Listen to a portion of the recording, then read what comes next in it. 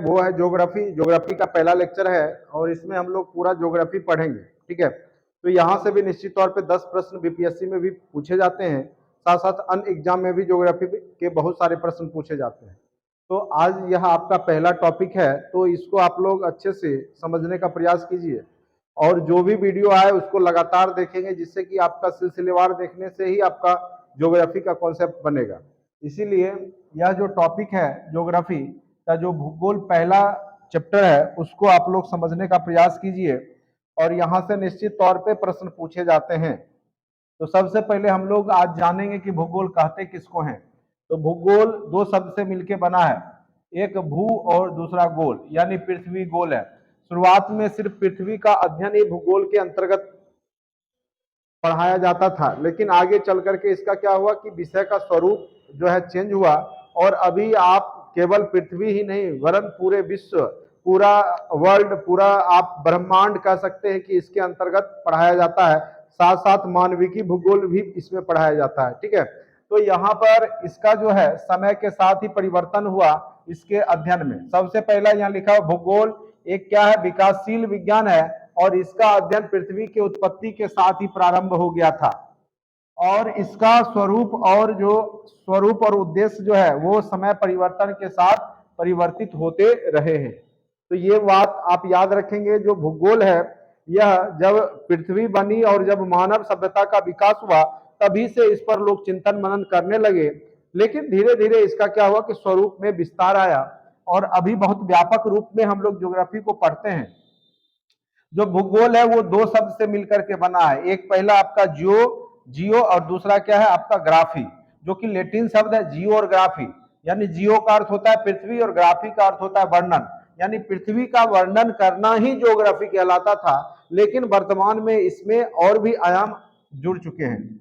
अब देखिए कई बार प्रश्न पूछेगा कि भूगोल का पिता किसको कहा जाता है। तो भूगोल का पिता याद रखेंगे स्टूडेंट्स, हिकेटियस को कहा जाता है। यहाँ पे आपने देखा, यहाँ पे जो इमेज है वो हिकेटियस का ही है। तो भूगोल का पिता किसको कहा जाता है, हिकेटियस को। लेकिन देखिए भूगोल भी कई प्रकार के हैं, जैसे गणितीय भूगोल अगर दे दे शब्द में, गणितीय भूगोल के पिता किसको कहा जाता है, तब आपको बोला इरेटोस्थनीज को। जब मैथमेटिकल ज्योग्राफी पूछे गणितीय भूगोल तब आपको इरेटोस्थनीज बोलना है। जब आपको पूछे कि भूगोल का पिता किसको कहा जाता है, सीधे पूछ दे, तब आपको हिकेटियस बोलना है। और आधुनिक भूगोल का पिता किसको कहा जाता है, हमबोल्ट को। और मानव भूगोल का पिता रेटजेल को कहा जाता है। यानी चार ज्योग्राफी के पार्ट हैं और चारों के फादर अलग अलग हैं, तो याद रखेंगे आप लोग। भूकेंद्रीय स्थिर सिद्धांत प्लेटो और टॉलमी ने दिया है। सूर्य केंद्रीय स्थिर सिद्धांत कोपरनिकस ने दिया है, यानी ब्रह्मांड के केंद्र में सूर्य है। सभी ग्रह सूर्य के परिक्रमा दीर्घ वृत्ताकार पथ पे करते हैं, यह बात केपलर ने बोला है। जो सभी ग्रह हैं अपनी अपनी कक्षा में सूर्य के चारों ओर चक्कर लगा रहे हैं, यह बात किसने बोला है, ग्रह का जो मोशन गति के बारे में जो चर्चा किया है वो केपलर ने किया है। आप लोग फिजिक्स में ही पढ़े होंगे, क्योंकि मैथमेटिकल ज्योग्राफी का ही मैथमेटिकल एक्सप्रेशन क्या कहलाता है आपका, फिजिक्स कहलाता है। तो फिजिक्स में आपने केपलर लॉ वगैरह पढ़े ही होंगे। उसके बाद हम लोग पढ़ेंगे कि जो यह ब्रह्मांड है, यह ब्रह्मांड की उत्पत्ति कैसे हुई। तो जो सबसे ज्यादा मान्यता प्राप्त सिद्धांत है वह है कि ब्रह्मांड की उत्पत्ति महाविस्फोट सिद्धांत के माध्यम से हुई है, बिग बैंग थ्योरी। यानी कभी पृथ्वी या पूरा ब्रह्मांड एक छोटा गोलक के रूप में था जिसमें आकस्मिक विस्फोट हुआ और उसका विस्तार धीरे धीरे हो गया और आज भी यह विस्तार होते जा रहा है। इस बात की नासा ने भी पुष्टि की है, क्योंकि जितने भी आकाश गंगाएं हैं, तारे हैं, उसके बीच की दूरियां बढ़ रही है। तो ये याद रखिएगा कि बिग बैंग थ्योरी के प्रतिपादक कौन है। तो जॉर्ज एब लेमन टेरे रह सकता लिखा हुआ, या सीधे जॉर्ज लेमन टेरे भी लिखा रह सकता है, या जॉर्ज एब लेमन टेरे भी लिखा रह सकता है। तो ये बिग बैंग थ्योरी जो ब्रह्मांड की उत्पत्ति का सिद्धांत है वो कौन सा है, सर्व मान्यता प्राप्त है बिग बैंग थ्योरी, ठीक है, महाविस्फोट सिद्धांत। अब आगे चल करके भूगोल को हम लोग मेन रूप से दो भागों में बांटेंगे और इसी का अध्ययन हम लोग करेंगे। वो दो पार्ट कौन कौन सा है, एक पहला है आपका भौतिक भूगोल और दूसरा है आपका मानवीय भूगोल, जिसमें हम लोग मानव के क्रियाकलाप, रहन सहन, उद्योग धंधा के बारे में अध्ययन करते हैं, वह आपका मानवीय भूगोल कहलाता है। और जिसमें हम लोग नक्षत्र, पृथ्वी, सूर्य, सौरमंडल, इन सब भौतिक जो आवरण है ब्रह्मांड में उसका जब अध्ययन करेंगे तब यह क्या कहलाता है आपका भौतिक भूगोल। तो भौतिक भूगोल में सौर मंडल की उत्पत्ति, नक्षत्रों से सूर्य चंद्रमा एवं पृथ्वी का संबंध, चट्टानों की संरचना, भूक्षरण, निक्षेपण, अपर्दन चक्र, जल, पवन, हिमानी द्वारा निर्मित भूदृश्य, वायुमंडल की दशाएं एवं ऋतु परिवर्तन आदि का अध्ययन हम लोग भौतिक भूगोल में करते हैं। जबकि मानव भूगोल में मानव और उससे जुड़े हुए रहन सहन, वनस्पति, खान पान, ये सब का अध्ययन, उद्योग धंधे का अध्ययन करते हैं। यहां तक आप लोग को समझ में आ गया होगा मानव भूगोल और आपका भूगोल, भौतिकी भूगोल में। अब आते हैं ब्रह्मांड। सबसे पहले हम लोग देखेंगे ब्रह्मांड क्या है। ब्रह्मांड कहते किसको हैं? तो अस्तित्वमान द्रव्य एवं ऊर्जा का सम्मिलित रूप ही क्या है? ब्रह्मांड है। जो चीज आप देखते हैं और जो चीज नहीं देखते, दोनों मिलकर के यह ब्रह्मांड बना है। जैसे हम ऊर्जा, एनर्जी को नहीं देख रहे हैं, लेकिन हमारे आपके अंदर सूर्य एनर्जी देता है, सनलाइट से आपको एनर्जी मिलता है, भोजन करते हैं उससे आपको एनर्जी मिलता है, लेकिन एनर्जी को आप नहीं देख सकते हैं, ठीक है। और जो चीज आप छूते हैं, स्पर्श करते हैं, तो वो द्रव्यमान है, कोई भी वस्तु हो सकता है, पार्टिकल्स हो सकता है। तो यही कहा गया कि ब्रह्मांड जो है अस्तित्वमान द्रव्य एवं ऊर्जा का सम्मिलित रूप है। और ब्रह्मांड की उत्पत्ति का सिद्धांत क्या है? महाविस्फोट सिद्धांत। और कहोगे कि महाविस्फोट सिद्धांत क्या है?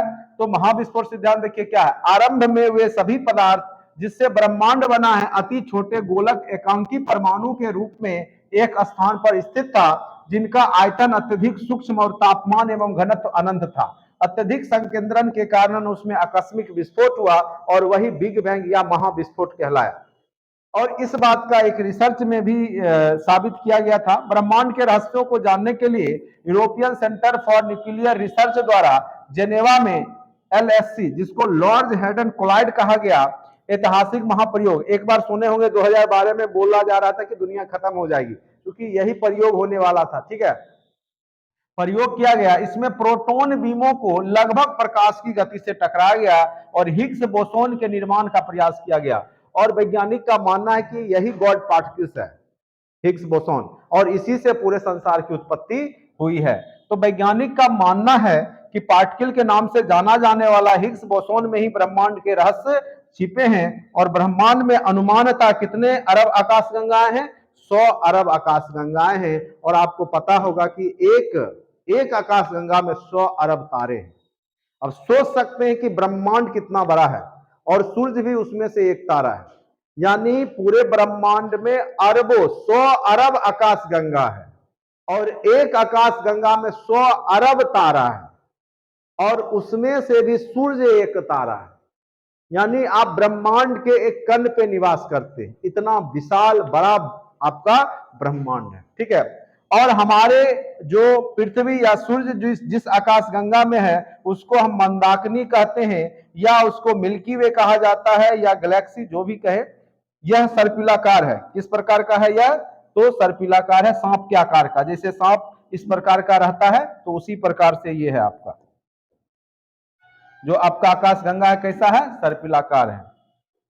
इस प्रकार से आप देखेंगे कि आकाशगंगा तारों का समूह, असंख्य तारे, अरबों तारे मिलकर के आकाशगंगा।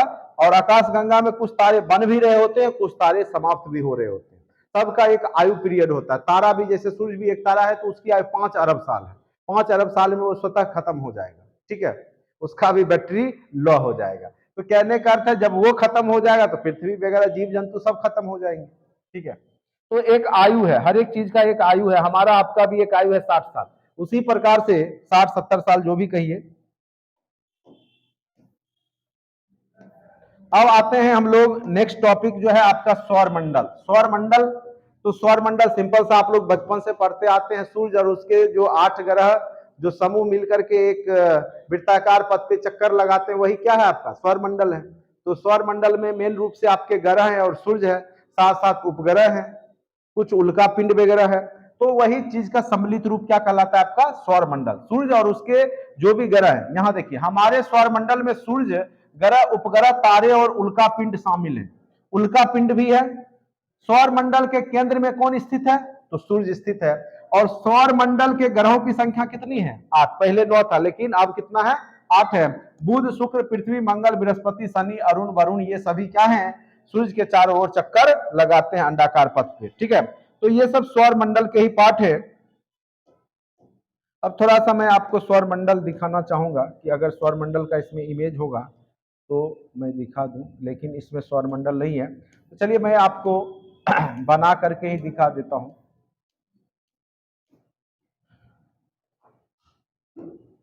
देखिए केंद्र में कौन है? सूर्य है। तो सूर्य के सबसे नजदीक का ग्रह आपका कौन सा है? बुध है। बुध के बाद कौन सा है आपका? शुक्र है। बुध के बाद कौन सा ग्रह है? शुक्र है। शुक्र के बाद कौन सा ग्रह है? पृथ्वी है। कौन सा ग्रह है? पृथ्वी। पृथ्वी के बाद कौन सा ग्रह है? मंगल। कौन सा है? पृथ्वी के नजदीक का ग्रह मंगल है। मंगल के बाद कौन सा है? बृहस्पति। मंगल के बाद कौन सा है? बृहस्पति। बृहस्पति के बाद कौन सा है? शनि। इधर बना देते हैं। बृहस्पति के बाद कौन सा है? शनि। शनि आपका 7 वलय है, ठीक है। उसके बाद अरुण है, उसके बाद कौन सा है? वरुण है, ठीक है। तो ये 8 ग्रह है। तो सबसे नजदीक का ग्रह कौन सा है आपका? बुध है। लेकिन सबसे गर्म ग्रह नहीं है ये। बुध सबसे गर्म नहीं है, जबकि सूर्य के नजदीक है। लेकिन सबसे गर्म कौन है? शुक्र। क्योंकि वहां पे मीथेन गैस का बादल छाया हुआ है, जिस कारण से शुक्र सबसे ज्यादा गर्म ग्रह है। हरा ग्रह पृथ्वी या नीला ग्रह के रूप में जाना जाता है। मंगल लाल ग्रह के रूप में जाना जाता है। बृहस्पति पीला ग्रह के रूप में जाना जाता है। और सबसे बड़ा ग्रह आपका सौरमंडल का कौन है? बृहस्पति, ठीक है। आगे इसकी चर्चा हम लोग देखते हैं। अब देखिए, एक होता है परिक्रमण गति, परिक्रमा करना, और उपग्रह की संख्या भी लिखा हुआ है। तो देखिए बृहस्पति जो है 11.86 वर्ष में सूर्य का एक परिक्रमा करता है। परिक्रमा करना मतलब जैसे कोई केंद्र में है उसके चारों ओर घूमना। और एक होता है घूर्णन गति, लट्टू की तरह एक ही अक्ष पे, जैसे लट्टू है वो अपने ही अक्ष पे घूमता है, तो उसको क्या बोलेंगे? घूर्णन गति। और घूर्णन गति के कारण दिन और रात होता है। घूर्णन गति के कारण क्या होगा? दिन और रात। और परिक्रमण गति के कारण क्या होगा? मौसम परिवर्तन। अगर पूछेगा दिन रात का छोटा बड़ा होना किस गति के कारण होता है, तो क्या बोलिएगा? परिक्रमण गति। किस कारण से? परिक्रमण गति। सिर्फ दिन रात होता है घूर्णन गति से, लेकिन दिन रात का छोटा बड़ा होना परिक्रमण गति, ठीक है। तो ये सब प्रश्न बार बार पूछे जाते हैं। बुध मात्र 88 दिन में ही घूम लेता है सूर्य के चारों ओर, यानी 1 वर्ष पूरा कर लेगा। सबसे ज्यादा अभी उपग्रह जो है आपके शनि के पास 82। कितने ग्रह हैं शनि के पास उपग्रह? 82 उसके बाद बृहस्पति के पास है 79 उपग्रह, याद रखिएगा। मंगल के पास 2 उपग्रह है, फोबोस और डिमोस। क्या नाम है उसका? फोबोस और डिमोस, मंगल के पास। और ये 687 दिन में चक्कर लगा लेता है मंगल ग्रह। पृथ्वी आपको पता ही 365 दिन, 6 घंटे में पूरा चक्कर लगा लेता है। वही 6 घंटा 4 वर्ष में 24 घंटा होता है, और उस साल लीप वर्ष हो जाता है। शनि 29.46 वर्ष में चक्कर लगाता है। तो ये सब चीज आप लोग बार बार पढ़े, बचपन से पढ़ते आ रहे हैं, तो ये सब में आपको दिक्कत नहीं होगा। 84 वर्ष में 13 उपग्रह है। वरुण जो है 164.80 वर्ष में चक्कर लगाता है, और इसके पास 27 उपग्रह है। अब आइए यहां से महत्वपूर्ण तथ्य आता है निकल करके। ये प्रश्न आपको बार बार पूछेगा, विशाल लाल धब्बे वाला ग्रह किसको कहा जाता है? लाल धब्बा है ऐसे दिखने में पीला, लेकिन लाल लाल धब्बा उस पे है। किस पे? तो बृहस्पति ग्रह पे। ऐसे भी बृहस्पति के दिन हम लोग जो है सत्यनारायण भगवान या विष्णु भगवान की पूजा करते हैं, और उनका ड्रेस कैसा है? पीला। तो याद रखिएगा बृहस्पति का रंग क्या है? पीला है। भोर का तारा या सांझ का तारा, सुबह या शाम में दिखने वाला ग्रह कौन सा है? शुक्र। और पृथ्वी की बहन भी कहलाता है, क्योंकि जितना बड़ा पृथ्वी का साइज है लगभग उतना ही बड़ा शुक्र भी है। इसीलिए पृथ्वी की जुड़वा बहन किसको कहा जाता है? शुक्र को। क्योंकि पृथ्वी और शुक्र दोनों लगभग साइज में बराबर है, और नजदीक का भी ग्रह है। पृथ्वी की बहन किसको कहा जाता है? शुक्र को। प्यार की देवी भी किसको कहा जाता है? शुक्र को, वेनस। रात में लाल दिखाई देने वाला ग्रह है मंगल। और किस कारण से लाल दिखता है? तो फेरस ऑक्साइड के कारण। आयरन ऑक्साइड है, लोहा ही बोलते हैं उसको, वहां पे लोहा अयस्क ज्यादा होने के कारण यह ग्रह कैसा दिखता है? लाल दिखता है। तो मंगल ग्रह के लाल होने का कारण एक ही कारण है, वहां पे आयरन ऑक्साइड की प्रचुरता। वहां पे बहुत ज्यादा आयरन लिखा रहे, फेरस रहे, बात एक ही है। सबसे बड़ा ग्रह आपका कौन सा है? बृहस्पति, याद रखिएगा। और इसका सबसे बड़ा उपग्रह का नाम है ज्ञानीमेड। क्या नाम है? ज्ञानीमेड, सबसे बड़ा उपग्रह। इसके पास अभी कितने उपग्रह हैं? 79, याद रखिएगा। सबसे छोटा ग्रह कौन सा है? बुध। सबसे चमकीला ग्रह कौन सा है? और चमकीला प्लस गर्म कौन सा है? शुक्र। क्योंकि यहाँ पे मीथेन गैस का बादल है, जो इसको एक गैस चैम्बर के रूप में बना देता है। जैसे प्रेशर कुकर में होता है ना, गैस चारों ओर से निकलता नहीं है तो ज्यादा हो जाता है। तो उसी प्रकार से यहाँ पे आप देखेंगे शुक्र ग्रह पे गैस का बादल छाया हुआ है मीथेन गैस का, जो इसको एक चेंबर बना देता है, जिस कारण से सबसे ज्यादा गर्म ग्रह आपका शुक्र ही है। सांझ का तारा भी और भोर का तारा भी किसको कहा जाता है? शुक्र को ही कहा जाता है। यहां तक आप लोग समझ गए होंगे और याद भी हो गया होगा, उम्मीद करते हैं। उसके बाद सूर्य के सबसे नजदीक का ग्रह अभी हमने आपको बताया बुध है। सबसे दूर में कौन है? वरुण है। सबसे ठंडा, जो दूर होगा सबसे ज्यादा ठंडा होगा, स्वाभाविक है, वरुण है। सबसे गर्म आपको वही चीज लिखा हुआ शुक्र है, मीथेन गैस की प्रचुरता के कारण। सौर मंडल का सबसे बड़ा उपग्रह बृहस्पति का, उसका नाम है गैनीमेड। सौर मंडल का सबसे छोटा उपग्रह डिमोस है, मंगल ग्रह का। फोबोस और डिमोस दो उपग्रह किसके हैं? मंगल ग्रह के हैं, ठीक है। और नीला ग्रह किसको कहा जाता है? पृथ्वी को। पृथ्वी को क्या कहा जाता है? हरित ग्रह भी कहा जाता है पृथ्वी को, हरित ग्रह। लेकिन हरा पूछेगा तो आपको वरुण बोलना है। लेटा हुआ ग्रह पूछे तो आपको क्या बोलना है? अरुण बोलना है। अगर पूछा कौन सा दो ग्रह उल्टा गति करता है, जहां पे सूर्योदय पश्चिम में होता है, तो शुक्र और अरुण। शुक्र और अरुण में क्या होता है? सूर्योदय होगा आपका पश्चिम में और सूर्यास्त होगा पूरब में, क्योंकि उसका गति उल्टा है।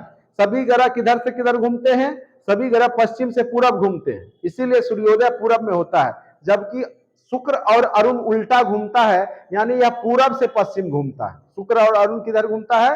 पूरब से पश्चिम। ये भी प्रश्न बार बार पूछे गए हैं, कौन सा दो ग्रह उल्टा घूमता है? तो शुक्र और अरुण, ठीक है। अब यहाँ पे साइज के दृष्टिकोण से देखिएगा कि सबसे बड़ा ग्रह कौन सा है? साइज में सबसे बड़ा कौन सा है आपका? बृहस्पति। उसके बाद कौन सा है?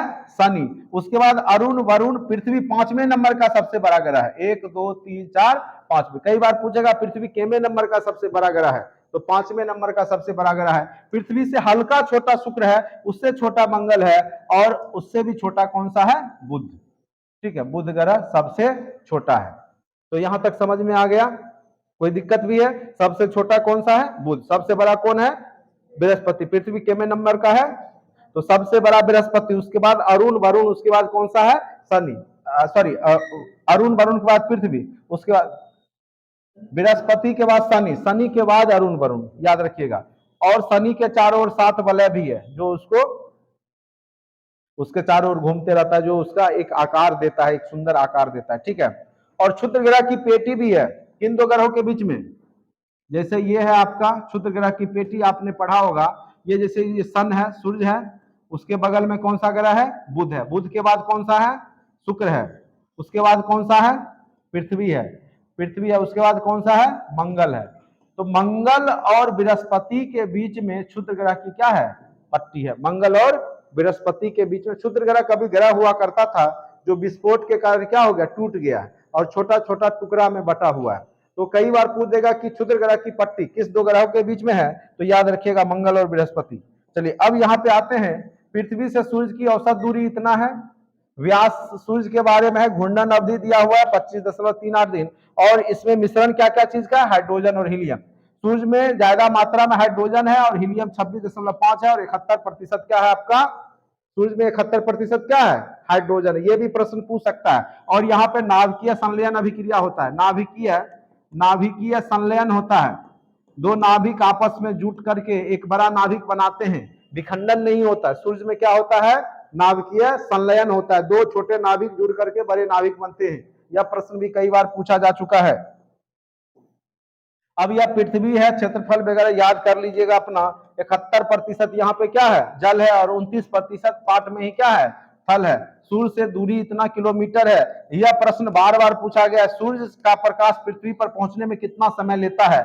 8 मिनट 16.6 सेकेंड। 8 minute 16.6 second. और पृथ्वी का परिक्रमण अवधि, जो सूर्य के चारों ओर घूमता है पृथ्वी, कितने समय में? 365 दिन 6 घंटे। 365 दिन 6 घंटे। और पृथ्वी अक्षीय घूर्णन, यानी जो घूर्णन गति करते हैं अपने अक्ष पे पृथ्वी, 23 घंटा 56 मिनट में घूम जाता है। इसी कारण से 24 घंटा में हम लोग क्या बोलते हैं? दिन, मतलब समय बदल जाता है।